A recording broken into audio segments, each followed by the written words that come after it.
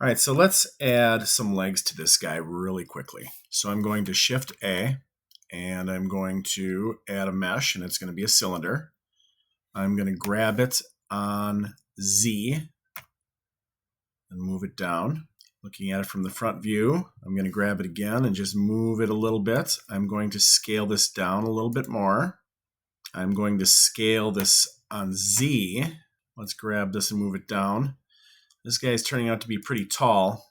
Now the proportions on this guy are really wacky, but I'm just going to roll with it. So I'm going to go ahead and I'm going to tab into edit mode.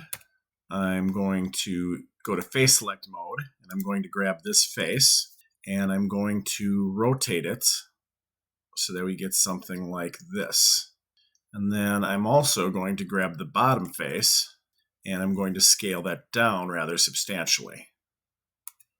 Let's just move this guy back up by pushing G and sort of putting him so that he's intersecting with the existing mesh. Let's look at him from the side, and we'll move it a little bit that way.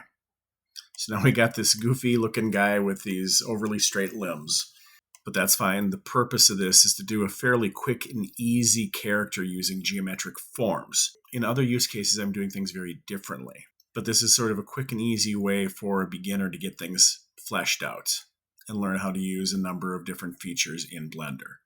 So I'm going to tab into edit mode. And I think what I'm also going to do now is I'm going to add some loop cuts. And I'm just going to roll that wheel up quite a bit, and we'll get something like this. And I'm going to hit enter and enter. And now I might just play around with the general shape of this thing. In this case, I'm going to grab a face. I'm going to scale this a bit, and I have proportional editing on. Then I'm going to grab it and slide it forward so we get more of a curve on the back than in the front. So I'm going to go to edge select mode, and I'm going to alt click, and I'm going to scale a little bit here as well. And then I'm going to grab and move things back forward again, just mimicking the curve of a leg. And then up here, let's get inside here and take a look at this. And I might scale that down ever so slightly. So just a touch further down, I'm going to do another loop select, and I'm going to scale things back up a little bit. Ooh, there's some crazy things happening there that'll have to be dealt with later, but that's all right. So just like before, I'm going to add some modifiers. So I'm in object mode. I'm going to generate a Boolean, and I'm going to do it as a union with this new cylinder.